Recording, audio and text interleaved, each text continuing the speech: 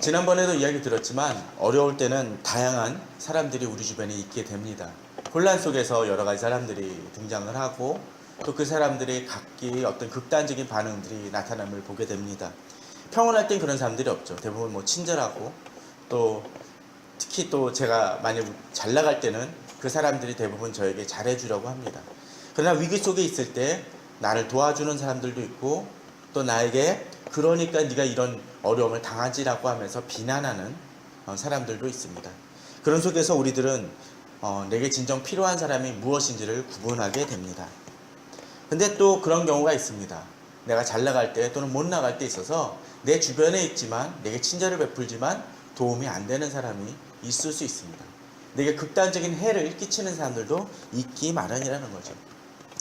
여러분들은 아실지 잘 모르겠습니다. 제가 고등학교 때인가요? 대학교 때인가 무척 유명했던 그 농구 선수가 있었습니다.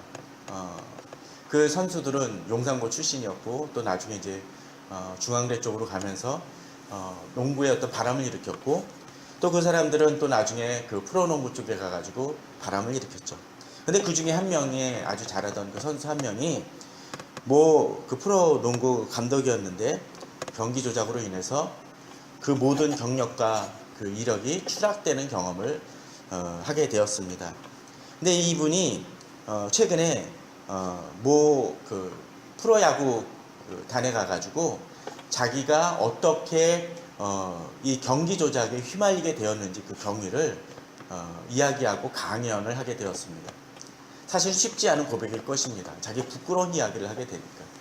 근데 그런 얘기들을 보게 되면 다른 곳에 되어진 사람이 아니라 자기와 친했던 어떤 후배 같은 사람이 다가와서 언제든지 뭐 술을 사기도 하고 도와주기도 하다가 이제 어느 날 별로 이렇게 좀 덜 신경 써도 되는 그 경기에 한번 경기 조작을 해달라고 요청을 했다고 합니다.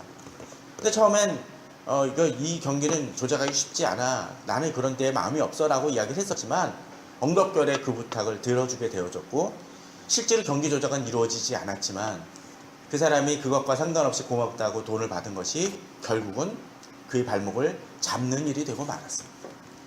그리고 점점 그것은 가속화되어지고 나중에 가서는 조직폭력배가 올려와서 협박을 하는 그 과정으로 인해서 도저히 빠져나올 수 없게 되어졌다라는 이야기를 합니다. 누군가 나를 도와주는 것은 참 기쁜 일입니다. 어려울 때 내게 도와주고 또 내가 비록 잘 나가는 때라도 나에게 친절을 베풀고 선물을 주는 사람을 우리는 좋게 생각을 합니다. 그런데 위기가 닥칠 때 그 사람들이 돌변하는 경우들이 있죠. 우리는 그렇기 때문에 어떤 사람을 바라볼 때 그 사람이 진정으로 내게 친절을 베푸는 것이 어떤 의도로 베푸는 것인지를 좀 돌아볼 필요는 있습니다. 그런데 어떤 사람 이렇게 악하게 내게 공격하는 사람이 아니라 할지라도 내게 친절을 베풀지만 그 친절이 아주 순수하지는 않는 사람도 종종 있다라는 것을 우리는 좀 기억을 해야 될 것입니다. 오늘 본문에 등장하는 바로 시바라는 인물이 그렇습니다. 이 시바는 지난주에 우리들이 그 말씀을 나눴던 그 바르실레라는 인물이 있었죠. 그죠? 바르실레가 얼마나 친절하게 그 다윗의 필요를 돌봐줬습니까? 뭐가 줬었나요? 음식만이 아니라 어떤 걸 도와줬었죠? 침상, 그 다음에 대야, 질그릇 같은 것마저도 제공을 했습니다. 그들이 지치고 힘들었었을 때 도와주는 것은 너무나 기쁜 일이죠. 근데 오늘 본문을 보게 되면 어떻습니까? 이 사람도 동일하게 행했습니다. 그죠? 보게 되면 다윗이 마르톡을 조금 지나니 무비보셋의 종 시바가 안장 지은 두 나귀에 떡 200개와 건포도 100송이, 여름과일 100개, 포도주 한 가죽 부대를 싣고 왔습니다.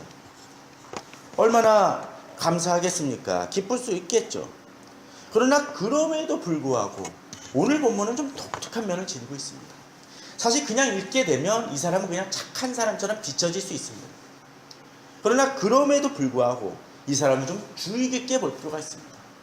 외형적으로는 다윗에게 해를 끼친 것이 아무것도 없어 보입니다.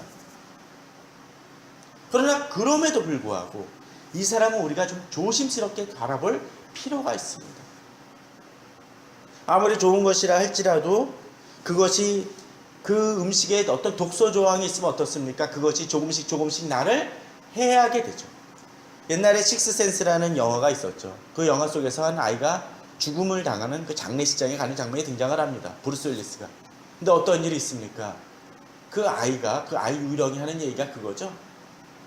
자기를 죽이기 위해 자기가 먹는 것에 조금씩 조금씩, 그게 당시 무슨 세젠가를 조금씩 타가지고 결국은 이 아이가 거기에 중독되어 죽게 만들었다는 표현을 씁니다.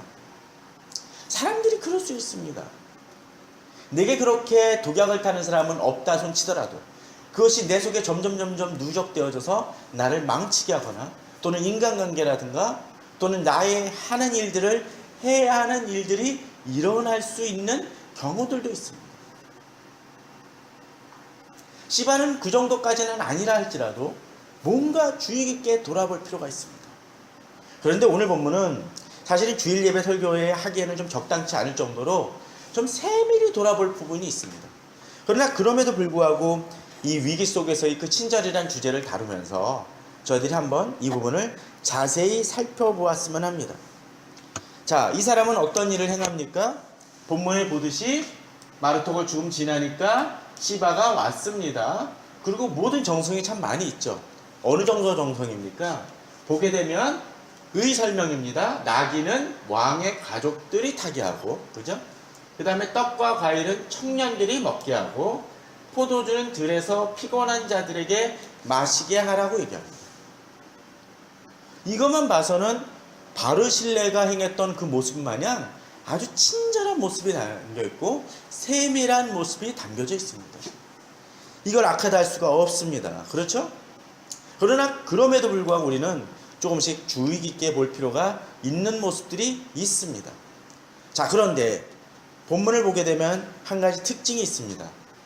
어떤 걸까요? 자, 이 사람을 뭐라고 성경은 이야기합니까? 무비보셋의 종 시바입니다. 이 무비보셋의 종이라는 표현은 어떤 것이냐라면 바로 다윗이 요나단과 약속했던 것을 지킵니다. 요나단이 무엇을 얘기를 합니까? 네가 왕이 된 다음에 우리 후손들을 돌아봐 달라고 얘기합니다. 그래서 다윗이 왕이 된 다음에 찾아봤습니다. 찾아봤더니 이제 사울의 종이었던 사람을 하나 찾습니다. 바로 그 사람이 누구? 바로 이 시바라는 사람입니다. 그리고 그 사람을 불러서 이제 다윗의 사울의 후손 중에서 살아있는 사람이 있느냐라고 얘기했더니 바로 무비보셋을 추천을 합니다.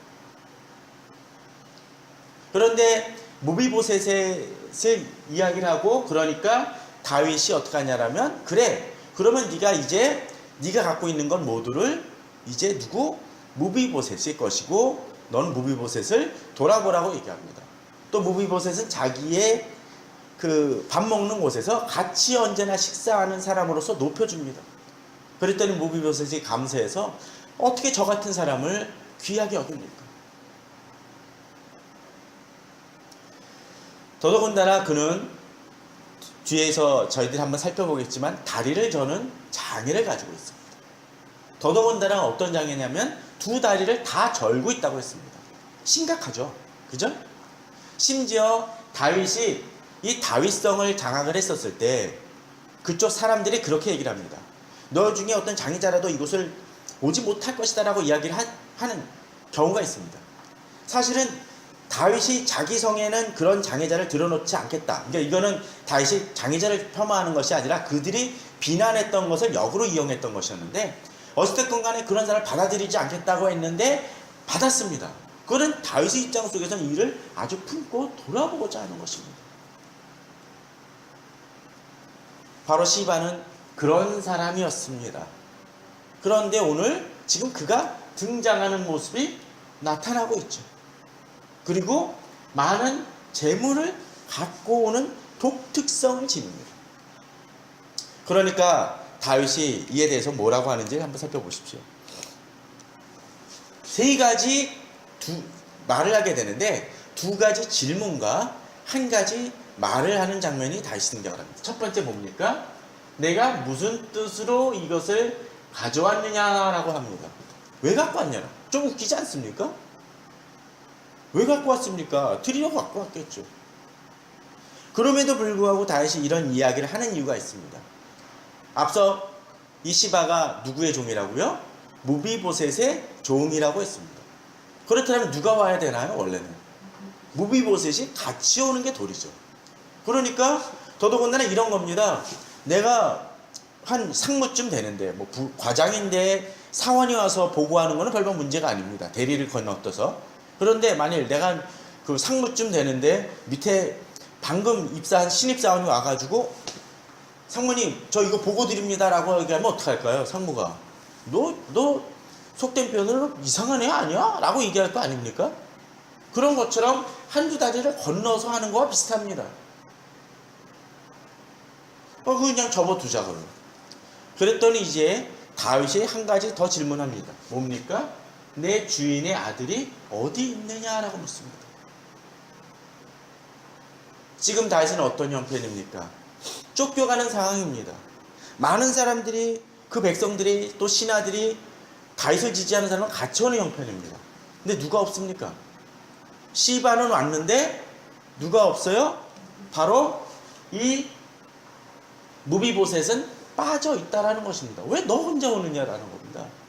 더더군다나 다윗 입장 속에서는 어떤 마음이 들었을까요? 어쩌면 묻혀있고 그냥 숨어 지내던 것 같은 무비보셋을 데려왔습니다. 사실 이런 걸 생각을 해보십시오. 사울왕은 어떤 정권입니까? 다윗의 입장 속에서는 구정권입니다. 또 어떻습니까? 다윗을 죽이려고 그렇게로 노력을 했던 왕이 바로 사울왕이었습니다. 그 아들을 챙긴 겁니다. 그 손자를. 그런데 그 은혜를 잊고 어떻게 해요? 지금 없단 말이에요. 그러니까 이렇게 얘기하는 거죠. 그랬더니 이제 시바가 뭐라 그럽니까? 예루살렘에 있는데 그냥 남아있다는 얘기죠. 예루살렘에 남아있다는 것은 무슨 얘기입니까? 이제 새롭게 반란을 일으킨 압살롬을 지지하고 난 거기 붙겠다라는 얘기랑 비슷하다는 얘기예요. 그리고 어떡합니까? 그가 말하기를 이스라엘 족속이 오늘 내 아버지의 나라를 내게 돌리리라 라고 되어 있습니다. 아버지의 나라가 누굽니까? 바로 사울이죠. 사울의 나라를 어떻게 해요? 자기에게, 무비보셋에게 돌리겠다는 얘기입니다. 이건 뭡니까? 또 다른 반역이 될 수가 있겠죠. 너무나 상처되는 얘기입니다. 다윗의 입장 속에서는 이것은 너무나 힘든 얘기입니다. 그랬더니 다윗이 이렇게 얘기를 합니다. 다윗이 이제 그 부분을 얘기를 하면서 이제 차라리 그러면 이제 네 재산은 그 재산은 모두 네 것이다 라고 얘기하면서 얘기를 합니다. 화가 난 것이죠. 섭섭할 것입니다. 상처가 될 것입니다. 더더군다나 지금 그러한 그 무비보셋하고는 달리 이 시바는 어떻습니까? 자기를 챙겨주기 위해서 나귀 2마리와 많은 것들을 챙겨왔습니다. 그러니까 어떡합니까? 다윗은 오히려 이 사람이 나를 돕는 사람이구나 라고 생각할 수 있는 상황이 벌어집니다. 그러나 그럼에도 불구하고 이 시바는 좀 조심히 바라볼 필요가 있습니다. 그냥 봐서는 바르실레가 그를 도왔던 것과 비슷합니다.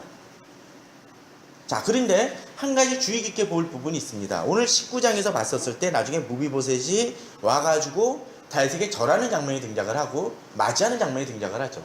그런데 본문 속에서 한 가지 시바도 여기서 본문 속에서 같이 등장을 합니다. 같이 와가지고 맞이하는 장면이 등장을 해요. 사실은 여기 본문 속에서는 제가 명확히 오늘 읽은 본문 속에서는 안 나타났지만, 그런데 여기 본문을 보게 되면 또 한 가지 하나 특징이 있습니다. 바르실레도 오긴 왔었는데 사실은 음식만 제공했지 다윗을 쫓지는 않습니다. 근데 시바도 동일하게 물건만 제공을 했지 다윗이 가는 길을 쫓지 않습니다. 그런 면에서 봐서는 둘 다 피장파장인 것 같아요. 물건 제대로 제공을 하고. 그런데 사실 시바와 바르실레는 아주 현격한 차이를 보여줍니다. 제가 지도를 하나 보여드리겠습니다. 자, 한번 보십시오. 자, 잘 따져봐야 되기 때문에 좀 헷갈리니까 이해를 해주십시오. 주일날 예배하기는 좀 그런데, 자, 예루살렘이죠, 그죠? 그리고 이제 나중에 마하나임이란 그 근처까지 사실은 다윗이 가게 됩니다. 특별히 이제 요단강을 건너서 이렇게 가게 되는데, 다음 주쯤 한번 다음 주나 그 다음 주쯤 보게 될 곳에 보면 시므리인가 하는 사람이 다윗을 아주 욕을 합니다. 저주를 하는 장면이 등장을 해요. 그것이 그 지역이 바로 바후림이란 지역입니다. 사실 다윗이 아까 여기 좀 제가 지도를 요런 게 없는 걸 구하지 못해서 이렇게 돼 있는데, 이 여부스라는 곳이 사실은 예루살렘 성을 얘기해 줍니다. 예루살렘 요새예요. 근데 여기서 예루살렘에서 바후림으로 내려가는 와중 속에서 그 사람을 만나 저주를 듣게 되고, 나중에 그 사람을 냅두라 그러고서 이렇게 건너와서 이렇게 마하나임 지역으로 가게 되거든요. 도망을 가게 되는데 꽤 먼 거리죠, 그죠? 그런데 요 바후림에서 그 사람을 만나기 직전에 누구를 만나냐면 바로 오늘 시바를 만나게 됩니다. 자, 보게 되면 아까 그 바르실레는 이쯤에서 다윗에게 뭘 제공을 해요? 바로 선물을 주고 제공을 합니다. 그에 반해서 시바는 어떡합니까? 예루살렘 성에서 나오자마자 얼마 안 있어가지고 요쯤에서 제공을 해요. 자, 그러면 이 시바와 바르실레가 이 다윗을 쫓지 않은 것을 한번 생각해 보십시오. 바르실레는 쫓을 이유가 있나요? 그럴 이유가 없어요. 왜냐하면 다윗이 도망한 곳이 바로 자기가 있는 곳이에요. 지금 거의 비슷하게 있는 곳이라는 거죠. 그에 반해서 시바는 어떻습니까? 안 쫓았다는 얘기는 어디 있는 건가요? 바로 예루살렘 성에 그냥 그 근처에 거하겠다라는 얘기입니다. 자, 그러면 이것은 무엇을 의미합니까? 나중에 19장에 가서 이제 다윗이 압살롬이 죽고 난 다음에 돌아오는 길, 이 요단강을 건너기 직전에서 두 사람 다 마중을 옵니다. 바르실레도 오고, 바르실레는 요단강을 건널 수 있도록 돕기에 오고, 시바와 또 뒤에 등장하는 무비보셋도 이쪽까지 오게 됩니다. 그런데 잘 보십시오. 예물을 줄 때는 어떻게 했나요? 요단강을 건너지 않고 예루살렘 성에서 줬습니다. 그런데 맞이할 때는 어떻게 해요? 여기까지 건너옵니다. 이건 뭘 얘기를 하나요? 사실은 본문 속에서 정확히 드러나진 않지만 시바가 양다리를 걸치고 있는 모습이 등장하고 있다는 겁니다. 멀리까지 쫓아왔다라면 위험합니다. 그제 있죠? 쫓아가지 않았다라는 것은 다윗을 안 쫓아가겠다는 얘기예요, 사실은. 앞서 바르실레는 이미 여기 있었기 때문에 어찌됐건 간에 이제 압살롬은 오해할 수밖에 없는 위치입니다. 그리고 더 이상 쫓을 이유도 없어요. 자기 지역에 있으니까. 그에 반해서 시바는 빨리 예물 주고 끝내버린 거예요. 이건 뭡니까? 일종의 보험이죠. 언제든지 다윗이 돌아왔을 때 자기 지분을 확보하기 위한 전략이라는 것입니다. 우리는 여기서 한 가지 중요한 부분들을 바라보게 됩니다. 분명히 이 사람은 다윗을 도왔던 사람이긴 합니다. 또 그에게 다윗에게 해를 주지도 않았습니다. 그러나 그럼에도 불구하고 그의 마음이 온전히 순수하지는 않았던 것을 볼 수가 있습니다.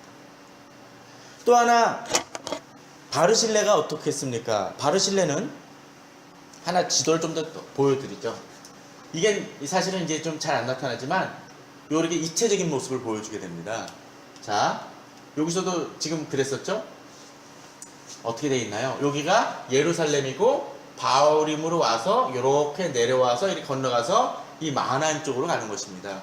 그러니까 여기 지금 위험한 지역은 안 내려간 거예요, 사실은.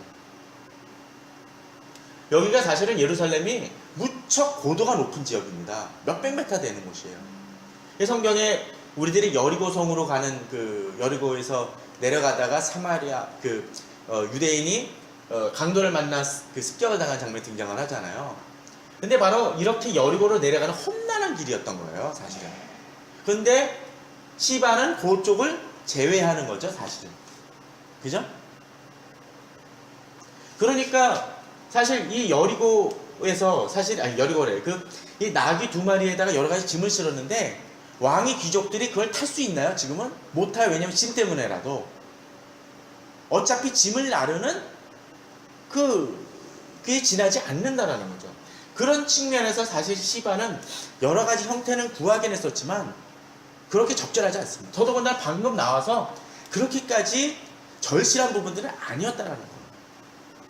그에 반해서 바르실레는 너무 지치고 힘든 상황 속에서 쉴 수 있는 공간들을 마련해주는 중요한 역할을 했습니다. 시바는 기본적으로는 도와주고 그것 자체가 나쁜 건 아니지만 그럼에도 불구하고 그의 마음속에서는 분명히 다윗에게 대해서 온전히 그를 돕고자 하는 마음은 사실은 없었다라는 것을 보여줍니다. 시바는 이중적이었다는 거죠. 우리 주변에도 이런 사람들이 있을 수 있습니다. 내게 많은 것을 제공해 주는 듯 합니다. 그러나 그것이 내게 진정 필요한 것이고 당장 나에게 너무나 귀하고 또 값진 것일 수 있을지 모르지만 그 마음은 순수하지 않을 수도 있다는 것입니다.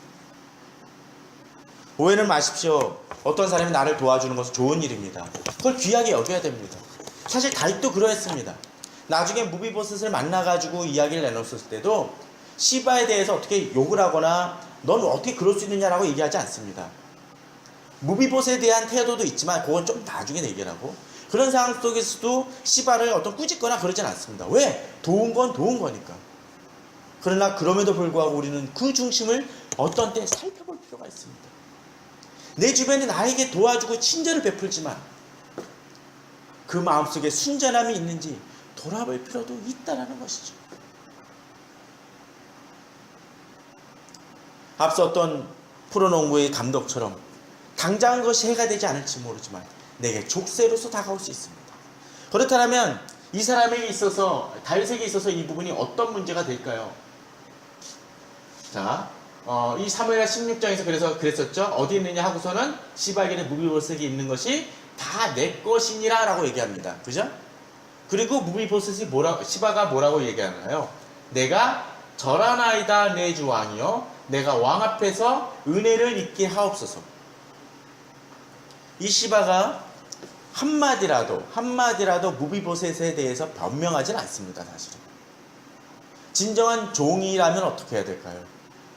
주인의 허물을 감싸주고 도와주는 것이 사실은 종의 역할입니다. 그러나 이 사람은 어떻게 하나요?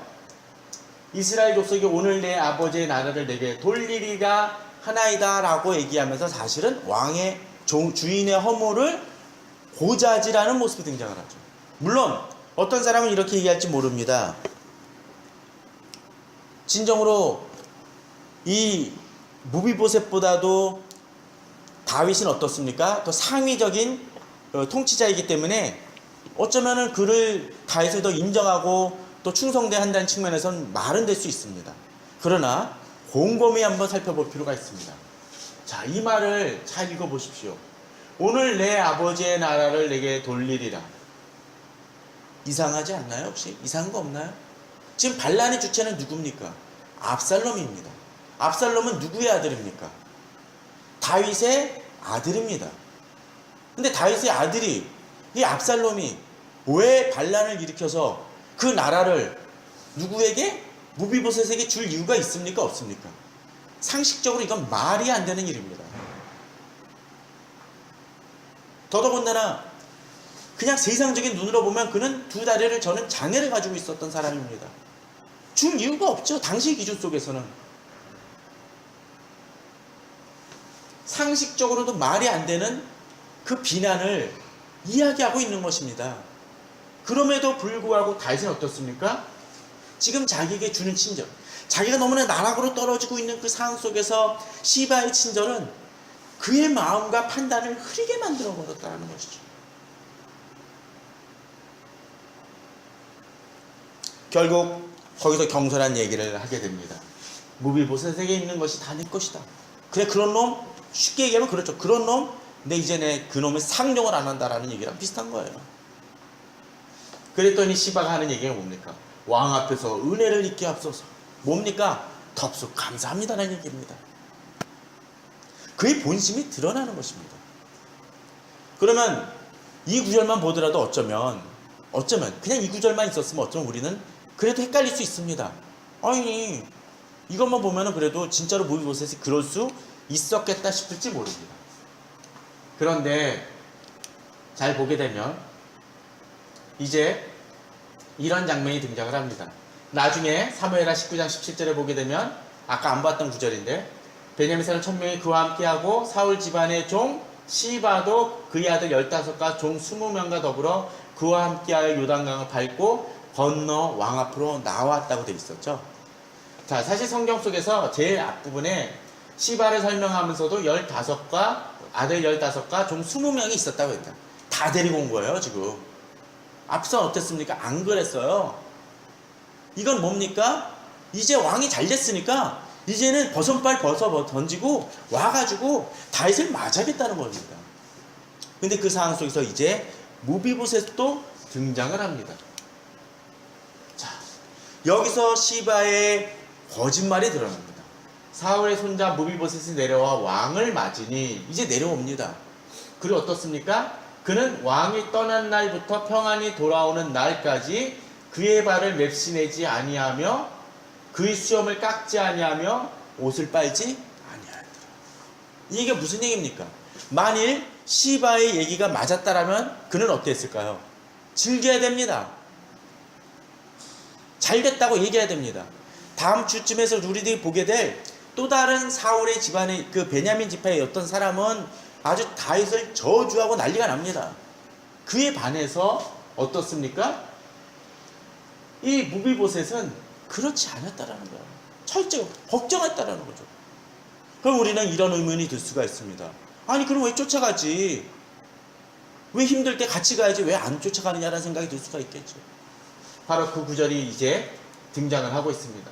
예루살렘에 와서 왕을 맞을 때 왕이 그에게 물어 이르되 무비보셋이여 내가 어찌하여 나와 함께 가지 않느냐. 다시 섭섭했던 거예요. 그럴 수 있습니다. 내가 너무 친절을 베풀었는데 내가 힘들 때 전화 한 번 안 주고 내가 찾아오지 않고 내게 진짜로 밥을 굶고 있는데 밥이라도 사준다는 얘기 한마디 안 하는 사람 얼마나 서운하겠어요. 그건 당연한 것입니다. 웬만한 그런 표정 안 나타내는 다윗이 지금 절실히 얘기를 합니다. 그랬더니 무비보셋이 뭐라고 얘기합니까? 대답하되 내 주 왕이여 왕의 종인 나는 다리를 절므로 얘기했지만 두 다리를 잘 졌습니다. 그러니까 자기 혼자서 쉽게 거동하기 힘든 사람이죠. 그래서 그래도 내 나귀 안장을 지어 구에 타고 왕과 함께 가려 했더니 내 종인 나를 속이고 종인 나를 내 주와 함께 모함하였나이다 라고 얘기해요. 무슨 얘기입니까? 시바가 이야기했던 것이 거짓말이라는 거예요. 앞뒤 문맥을 보게 되면 분명 시바는 거짓말했다는 것이 드러납니다. 특히 24절 때문에. 더더군다나 그 상황 속에서 쫓아갔었을 때 쉬웠겠습니까? 쉽지 않았을 거예요. 자기 혼자서 가기는 쉽지 않았을 거라는 거죠. 더더군다나 압살롬이 입성을 했습니다. 그 뒤에. 그런 상황에서 나갑니까? 그건 죽자는 얘기죠. 더더군다나 그 잘못 쫓아가면 어떻게 됐을까요? 짐입니다. 그 자체가 그 자신이.